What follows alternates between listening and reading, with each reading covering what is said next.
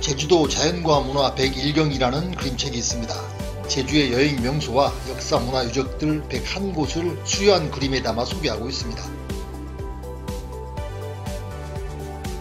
제주를 좋아하는 일본인 화가 니시카와 유키오 씨가 발로 뛰며 그린 담채화들을 제주 출신 부탄상업가 손성국 씨가 한 권의 화집으로 펴낸 겁니다. 각각의 그림들 밑에는 명소들을 설명하는 짤막한 글을 실었는데 일본과 중국인 관광객들을 위하여 한중일 3개국 언어로 표기하고 있습니다. 제주 전체가 구역별로 나뉘어 101곳 명소들이 순차적으로 실렸습니다. 오늘은 이들 중 화집의 앞부분인 제주 동북부 지역 20군데를 소개합니다.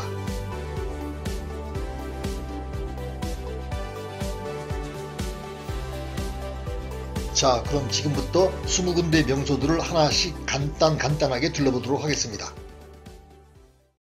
맨 먼저 제주의 역사 문화를 포괄적으로 알 수 있는 민속자연사 박물관입니다. 제주 공항 오가는 길에 잠깐 시간 내서 방문하기에 편한 위치입니다.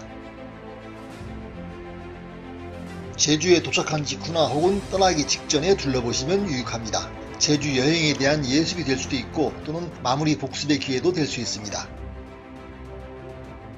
제주섬의 원주민 고양부씨의 발상지인 삼성혈입니다. 고량부 삼씨의 시조는 고을라, 양을라, 부을라로 불리는 삼신인입니다. 삼성혈은 이들 세 사람의 신인이 어느 날 땅에서 솟아났다고 전해지는 세 개의 구멍입니다. 지금으로부터 4300년 전의 유적으로 추정됩니다. 마치 용이 살아 승천하는 느낌을 주는 용머리 바위 용두암입니다. 제주 관광객들에겐 꼭 둘러봐야 하는 명소로 오랜 세월 손꼽혀왔죠. 용암이 분출하다가 바닷물을 만나 갑자기 식어지면서 높이 10m 정도의 용의 형상으로 굳어진 겁니다. 200만 년 전의 일이죠. 한라산 기슭에서 발원한 한천은 오라동을 거쳐 바다로 접어듭니다. 이 한천의 민물이 바닷물과 만나는 곳이 용현입니다. 용이 숨어 살아서 가뭄 들 때 여기서 기우제를 지내면 비가 왔다고 합니다. 좌우 석백 사이 맑은 물에 비친 달의 모습이 아름답기로 소문났습니다. 그 옛날 선비와 관료들이 이런 분위기를 즐기며 풍류를 즐겼던 곳입니다. 꾸불꾸불 해안선 따라 멋지게 이어진 용담 해안도로는 드라이브 코스로는 물론 걷기 코스로도 매우 인기가 많습니다. 용두암에서 2호 해수욕장까지 구간입니다. 해질 무렵 도로 앞바다를 붉게 물들이는 낙조가 특히 아름답습니다. 도로 주변에 예쁜 카페와 레스토랑들도 즐비합니다. 제주시 사라봉 옆에 있는 별도봉은 퇴적암과 용암으로 이루어진 기생화산입니다. 제주 올레 18코스 중간 지점에 위치합니다. 사라봉을 거쳐 별도봉에서 내려오면 이런 절벽과 제주항 모습을 볼 수 있습니다. 왼쪽으로는 4.3 사건 때 폐허가 된 잃어버린 마을 고늘동 옛터도 있습니다. 제주시 구도심을 관통하는 하천인 산지천 모습입니다. 60년대에 복귀했다가 환경 오염이 문제되면서 2002년에 예전처럼 복원했습니다. 하천을 따라 산책로와 공원과 분수대 등이 조성되어 있어서 분위기가 아주 쾌적합니다. 올해 18코스 초입이면서 동문시장과 더불어 여행자들에겐 명소 중의 명소로 꼽힙니다. 570년 전에 지어진 관덕정은 오랜 세월 제주의 중심으로 자리 잡아온 곳입니다. 1901년 신축교난 당시 장두 이재수가 효수된 곳이면서 4.3 사건이 발원지이기도 합니다. 4.3 당시 무장 유격대 사령관 이덕구의 시신이 며칠간 걸려있던 곳이기도 합니다. 제주 사람들의 한과 아픈 역사를 묵묵히 지켜봐온 곳이 바로 관덕정 광장입니다. 영주는 제주의 옛 이름입니다. 제주에서 경관이 뛰어난 곳 10군데를 일컬어 영주 10경으로 부릅니다. 가장 으뜸인 제1경은 성산 일출봉이고 제2경이 바로 사봉낙조, 즉 사라봉에서 바라보는 일몰 풍경입니다. 해발 150m의 사라봉 정상 팔각정은 구제주 최고의 전망대입니다. 1916년에 지어진 제주 최초의 등대입니다. 제주항을 내려다보는 사라봉이 있어서 사라봉 등대로 불리기도 합니다. 1999년에 지금의 모습으로 등탑 하나가 신설되면서 쌍둥이 등대가 되었습니다. 제주항을 가장 넓게 볼 수 있는 위치입니다. 조천은 화북과 함께 옛부터 제주의 관문이었습니다. 육지로 나가려는 이들이 여기서 풍랑이 잦아들기를 기다렸고 육지에서 오는 데는 대부분 이곳으로 들어왔습니다. 연북정은 이곳 조천 포구 앞에 있는 조선시대 때 지어진 정자입니다. 어서 빨리 한양으로 복귀를 원하는 유배객들이나 목사 등 제주 관료들이 이 정자에서 북쪽을 그리워하며 임금께 큰 절을 올렸다 해서 붙여진 이름입니다. 4.3 평화공원은 2008년 제주시 봉계동에 지어진 추모공원입니다. 제주 4.3의 아픈 역사를 기억하고 화해와 상생을 연다는 취지로 건립되었습니다. 4.3 당시 희생된 14,000여 명의 신의가 모셔진 위패봉안실과 위령재단 등으로 구성되어 있습니다.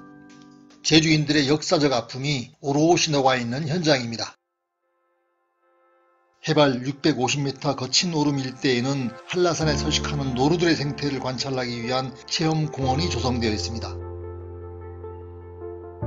정식 명칭은 노루생태관찰원입니다. 노루는 제주를 대표하는 동물입니다. 단일종의 동물관찰원으로는 세계 최대라고 합니다.